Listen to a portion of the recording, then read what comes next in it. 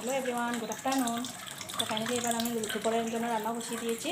তো দেখো আজকে এনেছে রুই মাছ।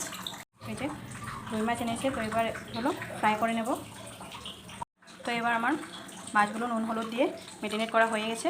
এবার কড়াইতে তেলও দিয়ে দিয়েছি আর গরমও হয়ে গেছে। এবার মাছগুলো দিয়ে দেবো।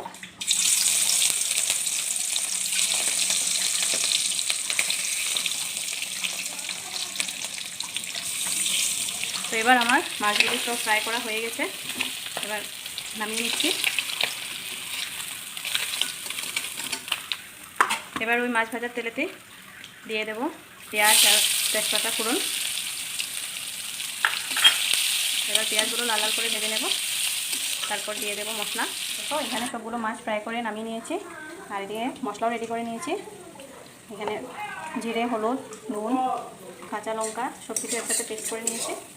তো এবার দিয়ে দেব কড়াইতে, সবগুলো মশলা দিয়ে দিচ্ছি।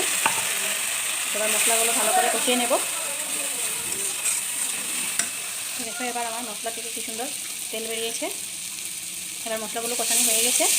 আর এদিকে দেখো আজকে মাছ দিয়ে অমিতা আলু দিয়ে একটা ঝোল বানাবো, তাই অমিতা আলুগুলো আগে থেকে ভেজে রেখে দিয়েছি। তো এবার এগুলো দিয়ে দেবো মশলার সাথে একসাথে দিয়ে এবার নাড়ি করে একটু 5 মিনিটের জন্য ঢেকে দিয়ে দেবো। তো এবার আমার দেখো মশলার সাথে সবজিগুলো কষানো হয়ে গেছে। তো এবার দিয়ে দেবো জল।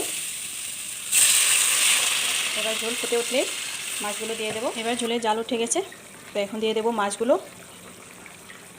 তো মাছগুলো দেওয়া হয়ে গেছে, এবার একটু নাড়াচাড়া করে বাস নামিয়ে নেব আমার মাছের ঝোলটা।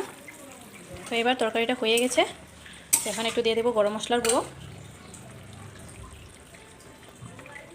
গরম মশলার গুঁড়ো দেওয়া হয়ে গেছে, এবার একটু নাড়াচাড়া দিয়ে নামিয়ে নেব। তো ফাইনালি আমার মাছের ঝোলটা রান্না করা হয়ে গেছে। তো দেখো কেমন হয়েছে।